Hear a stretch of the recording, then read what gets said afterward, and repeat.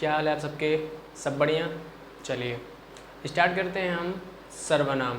ठीक है, सर्वनाम के बारे में जानेंगे। सर्वनाम होता क्या है, सर्वनाम कौन कौन से होते हैं, सर्वनाम कितने प्रकार के होते हैं, ये सब जानेंगे हम सिर्फ एक ही वीडियो में। ठीक है, तो धैर्य बना कर रखिए, अच्छे से पढ़िए, आपको समझ में आ जाए। एक बार देखने के बाद वीडियो आपको दोबारा देखने की ज़रूरत ना पड़े। आप इस तरह से इस वीडियो को आराम से देखिएगा। आप कहीं भी वीडियो को स्किप मत करिए, वीडियो को फुल वॉच करिए, कंप्लीटली समझ में आ जाएगा आपको। ठीक है, चलिए कैसे देखते हैं सर्वनाम।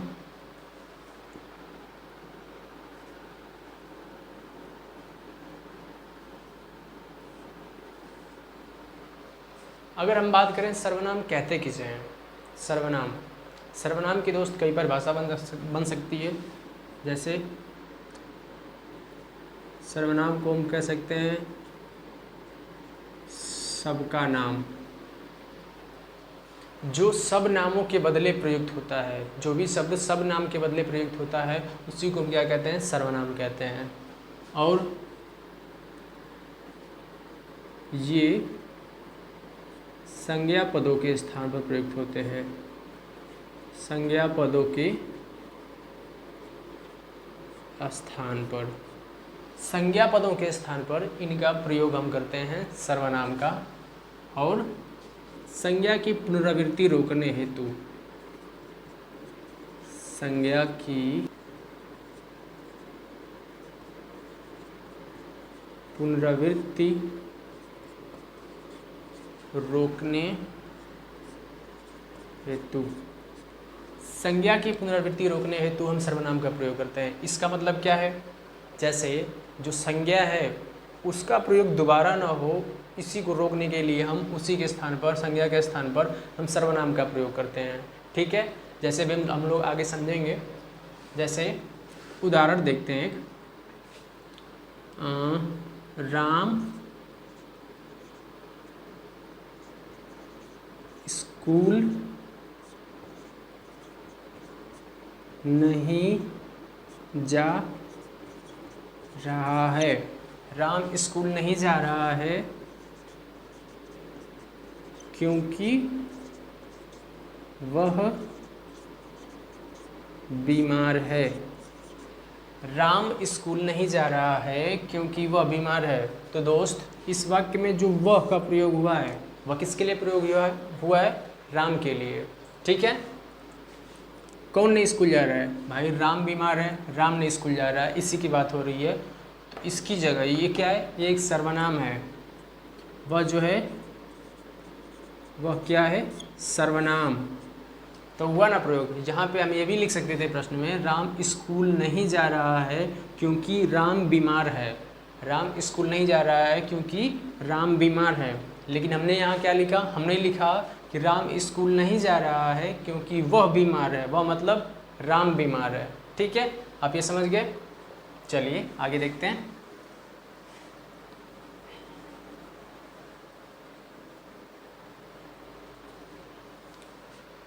अब बात करते हैं कुल सर्वनाम कितने हैं। कुल सर्वनाम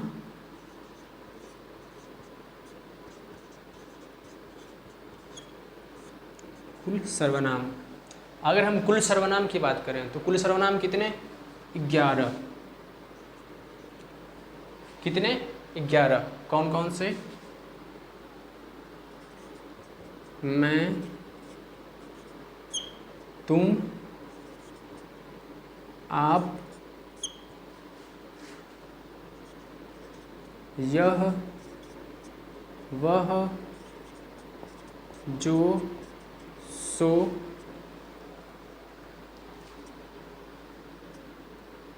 मैं, तुम, आप, यह, वह, जो, सो, कौन, क्या,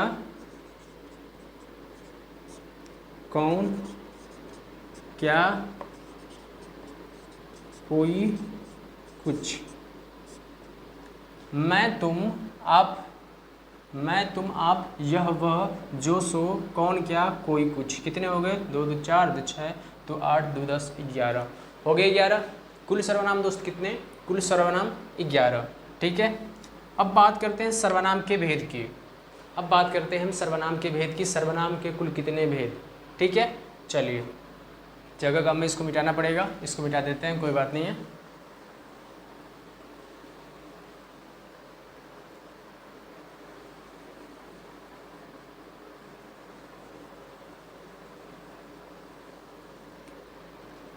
ठीक है, हेडिंग सर्वनाम के भेद। सर्वनाम के कुल कितने भेद? 6 भेद। कितने भेद दोस्त? सर्वनाम के कुल 6 भेद। ठीक है, कौन कौन से? जैसे पहला देखते हैं, पुरुषवाचक सर्वनाम। पुरुषवाचक सर्वनाम, इसमें भी कितने हैं? 3। कौन कौन से? पहला देखते हैं इसमें, प्रथम या उत्तम। प्रथम या उत्तम में मैं और हम। ठीक है, प्रथम उत्तम में देखो पुरुषवाचक सर्वनाम। सर्वनाम के कुल कितने भेद? सर्वनाम के 6 भेद। कौन कौन से? पुरुषवाचक सर्वनाम पहला हो गया, आगे बताते जाएंगे, करते जाएंगे। पहला पुरुषवाचक सर्वनाम। पुरुषवाचक सर्वनाम में भी कितने भेद? 3 भेद। पहला कौन सा? प्रथम या उत्तम, उसमें मैं और हम और इनकी कारक विभक्ति।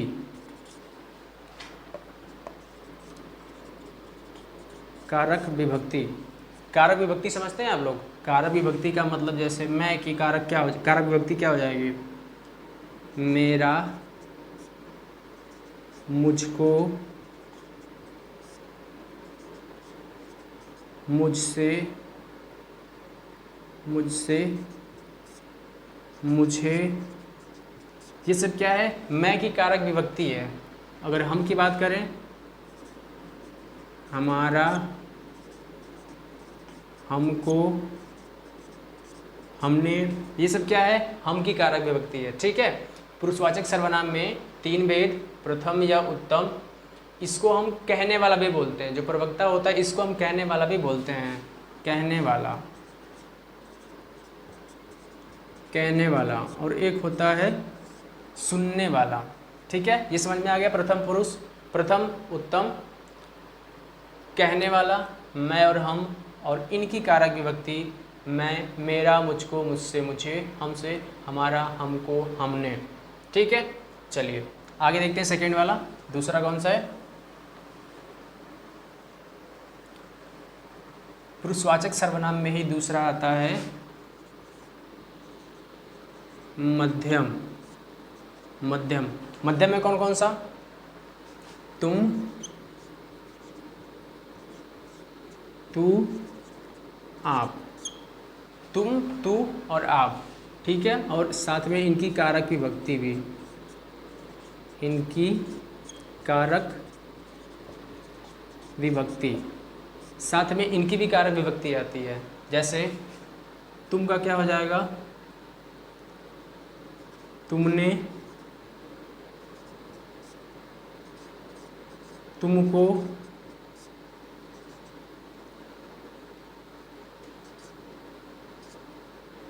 तुमको, तुझसे, तुमको, तुझसे नहीं होगा, तुमने, तुमको, तुम्हारा। ठीक है, ये इसकी क्या होगी? कारक विभक्ति। अगर तू की बात करते हैं तो तुझको, तुझसे, तुझे, ये सब क्या हो जाएगी? ये सब तू की कारक विभक्ति हो जाएगी। ठीक है, आपकी अगर बात करते हैं तो आपका, आपकी, आपको, आपने, ये सब क्या है? इसकी कारक विभक्ति है, आपकी कारक विभक्ति है। ठीक है, पुरुषवाचक सर्वनाम में कितने? 3। पहला कौन सा? प्रथम या उत्तम, उसमें भी कौन सा? मैं, हम और उसकी कारक विभक्ति। ठीक है। और दूसरा कौन सा, मध्यम, वो था कहने वाला और ये है सुनने वाला। सुनने वाला, वो था कहने वाला, ये था सुनने वाला। सुनने वाला में कौन कौन सा, तुम, तू, आप, और साथ में इनकी कारक विभक्ति। तुम की कारक विभक्ति तुमने, तुमको, तुम्हारा। तू की कारक विभक्ति तुझको, तुझसे, तुझे। आपकी कारक विभक्ति आपका, आपकी, आपको, आप, आपने। आपका, आपकी, आपको, आपने। ठीक है, चलिए आगे देखते हैं। तीसरा पुरुषवाचक सर्वनाम में ही तीसरा कौन सा आता है, पुरुषवाचक सर्वनाम में तीसरा आएगा अन्य। अन्य में कौन कौन सा आएगा, यह वह,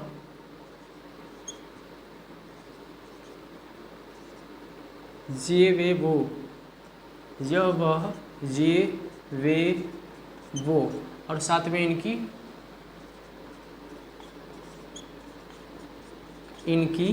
कारक विभक्ति, साथ में इनकी कारक विभक्ति। ठीक है।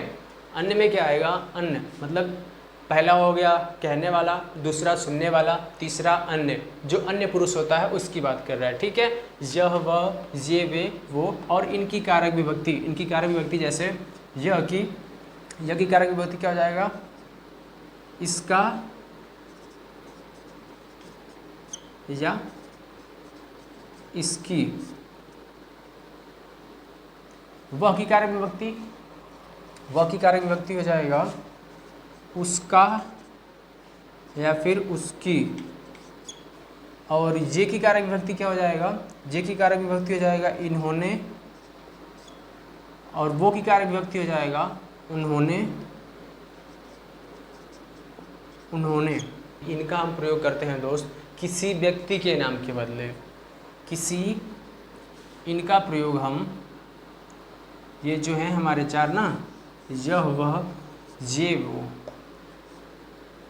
किसी व्यक्ति के नाम के बदले, किसी व्यक्ति के नाम के बदले, किसी व्यक्ति के नाम के बदले हम इनका प्रयोग करते हैं। जैसे यह वह, ये वे वो, इनका प्रयोग हम करते हैं किसी व्यक्ति के नाम के बदले। जैसे उदाहरण देखते हैं, जैसे में यह पढ़ रहा है, जैसे यह पढ़ रहा है, कोई ना कोई तो पढ़ रहा होगा, कोई ना कोई उस व्यक्ति का नाम होगा, कोई तो होगा, राम होगा, श्याम होगा, कुछ तो नाम होगा उस व्यक्ति का। तो क्या कह रहा है, यह पढ़ रहा है। और ये हमेशा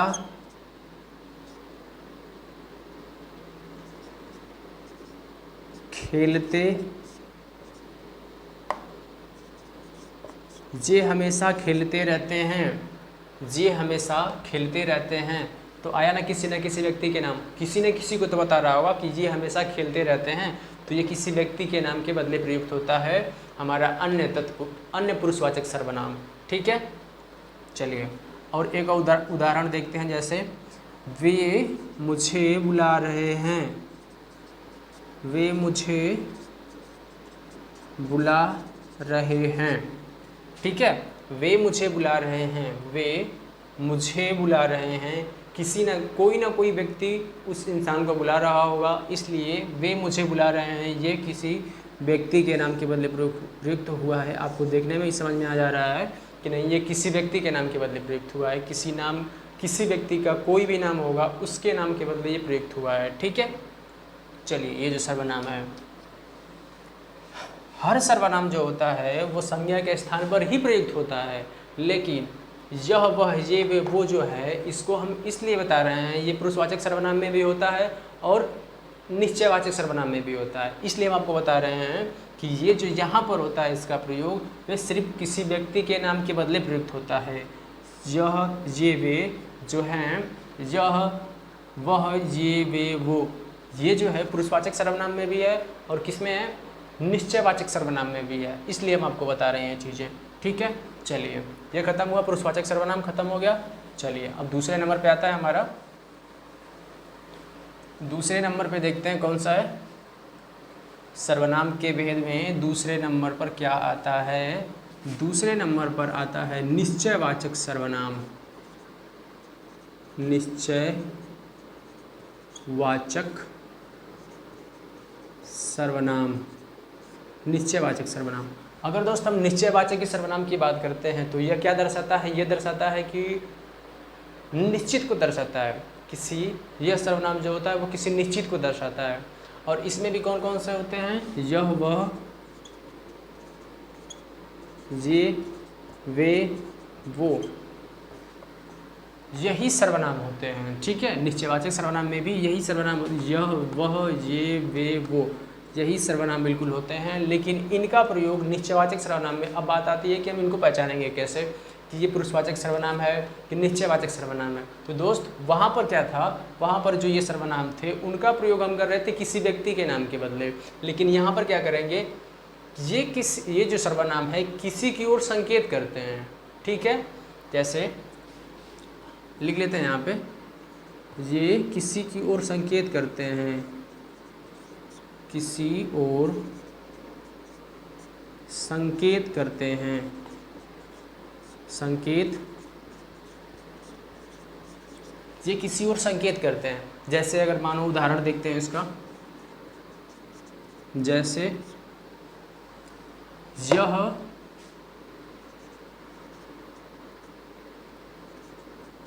मेरी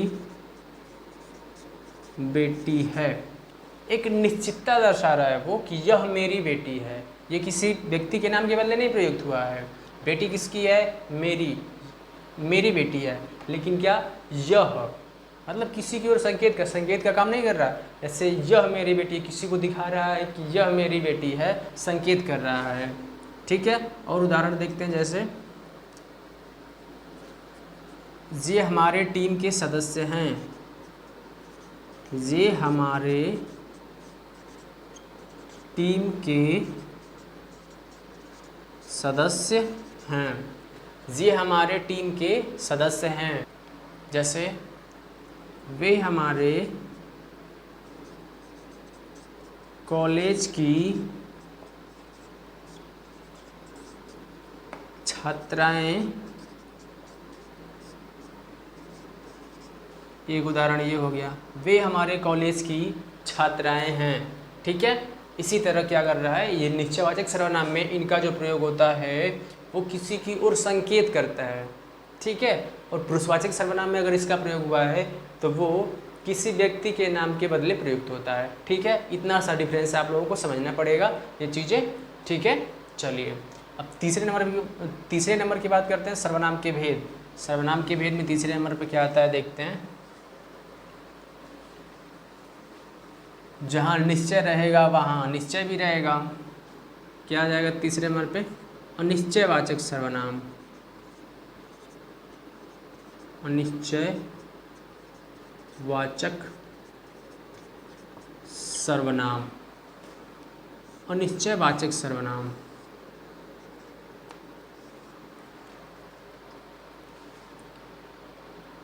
इसमें भी कौन सा? कोई,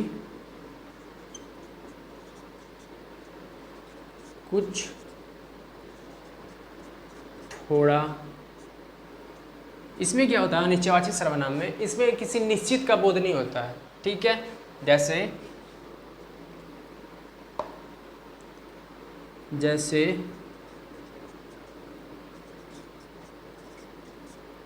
कोई आ गया तो क्या करोगे, और एक उदाहरण, उसने कुछ नहीं किया, उसने कुछ नहीं किया। ठीक है, और थोड़ा के लिए बनाओ एक वाक्य, उसने कुछ नहीं किया, उसने थोड़ा खाना खाया। उसने थोड़ा खाना खाया।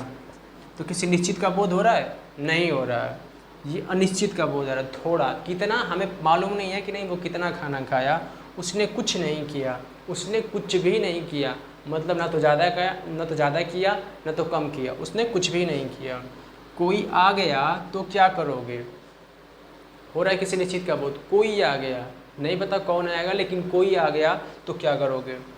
इसी कहते हैं हम अनिश्चयवाचक सर्वनाम।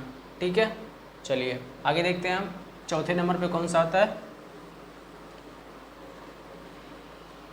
इसको मिटाते हैं।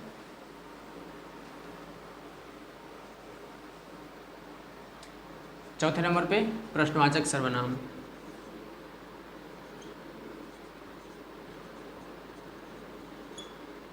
प्रश्नवाचक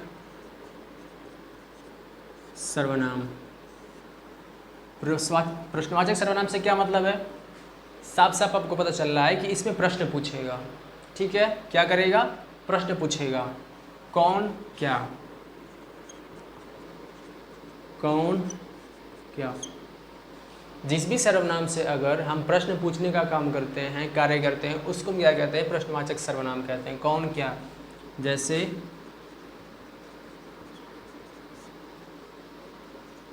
कौन आया था।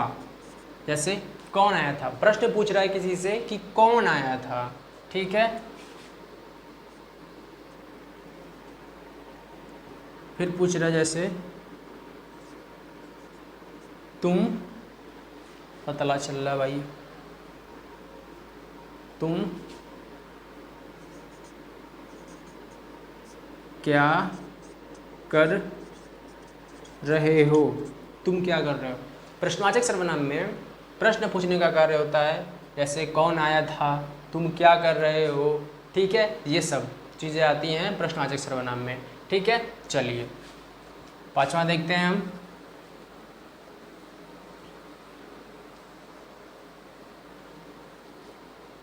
पांचवा देखते हैं,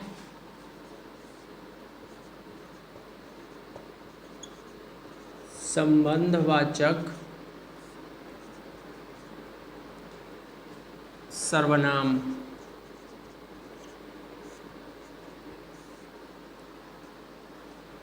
जैसे जो सो।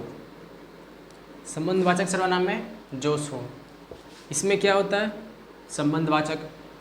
इससे ही पता चल रहा है, हेडिंग से ही पता चल रही है कि नहीं इसमें क्या होने वाला है, संबंध। ठीक है, चलिए बताते हैं आपको। जिस सर्वनाम से किसी दूसरे सर्वनाम या संज्ञा का संबंध स्थापित किया जाता है उसे हम क्या कहते हैं? संबंधवाचक सर्वनाम कहते हैं। जिस सर्वनाम से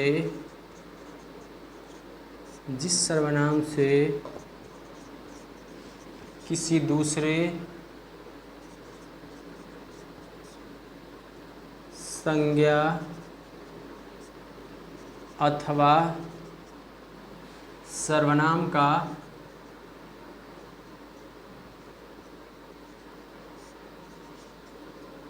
संबंध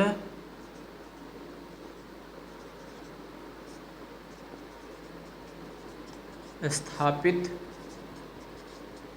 होता है उसे हम क्या कहते हैं? संबंधवाचक सर्वनाम कहते हैं। जो सो। अब इसका उदाहरण देखते हैं। जैसे में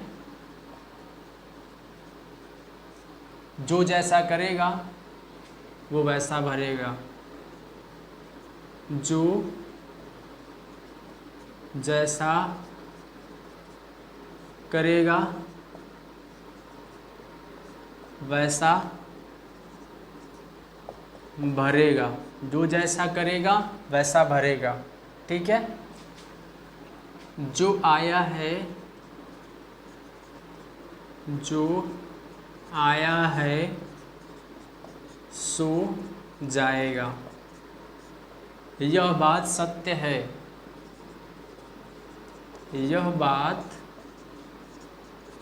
सत्य है। यह बात सत्य है, जो आया है सो जाएगा।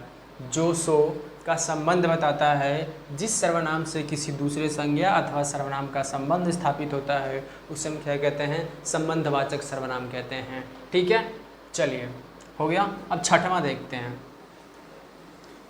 संज्ञा के भेद में छठवें नंबर पे कौन सा आता है उसको हम देखते हैं। ठीक है, निजवाचक सर्वनाम।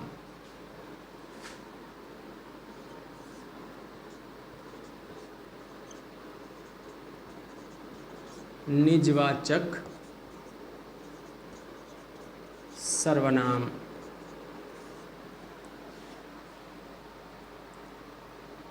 जो सर्वनाम लिखते हैं, जो सर्वनाम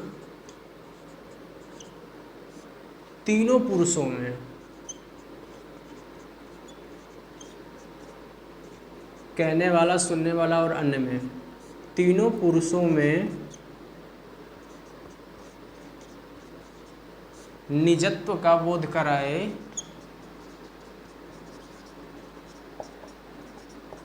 तीनों पुरुषों में निजत्व का बोध कराए उसे निजवाचक सर्वनाम कहते हैं। उसे निजवाचक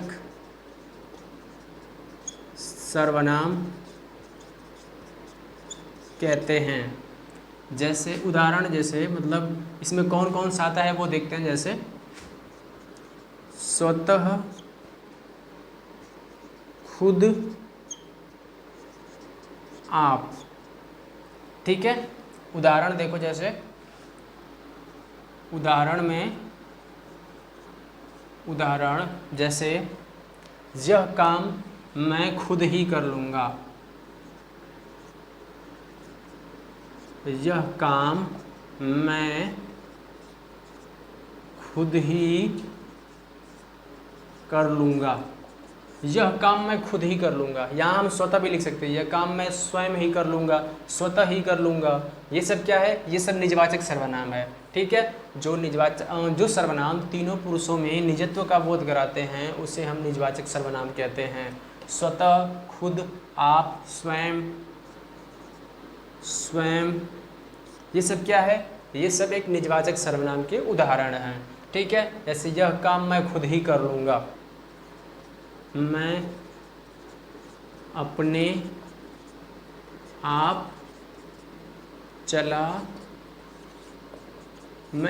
आप चला जाऊँगा। ठीक है, चलिए दोस्त, हमने पढ़ लिया सर्वनाम के कुल कितने भेद? सर्वनाम के भेद 6। कौन कौन से? पुरुषवाचक सर्वनाम। पुरुषवाचक सर्वनाम में भी कितने? 3। पहला कौन सा? प्रथम या उत्तम, कहने वाला जिसे हम कहते थे मैं, हम, और इसकी कारक विभक्ति। ठीक है, दूसरा पढ़ लिया मध्यम, उसमें भी पढ़ लिया। मध्यम में तुम, तू, आप, मध्यम में पढ़ लिया। उत्तम में, अन्य में यह, वह, ये, वे, वो, ये पढ़ लिया। अब उसके बाद हमने पढ़ लिया क्या चीज़? निश्चयवाचक सर्वनाम। दूसरे नंबर पे निश्चयवाचक सर्वनाम पढ़ लिया, अनिश्चयवाचक सर्वनाम पढ़ लिया, प्रश्नवाचक सर्वनाम पढ़ लिया, संबंधवाचक सर्वनाम पढ़ लिया, निजवाचक सर्वनाम पढ़ लिया। दोस्त, अब यहीं पे सर्वनाम चैप्टर होता है बिल्कुल कंप्लीट। अगर आप ये वीडियो देख करके अच्छे से अगर समझ जाते हैं तो आपको उम्मीद कि आप पूरा का पूरा भरोसा रखिए आप कि आपको सर्वनाम की कोई भी वीडियो देखने की ज़रूरत नहीं पड़ने वाली है। उम्मीद है आपको वीडियो पसंद आई होगी। अगर वीडियो पसंद आई हो तो चैनल को सब्सक्राइब करना, वीडियो को लाइक करना और शेयर करना बिल्कुल ना भूलें। ठीक है, धन्यवाद।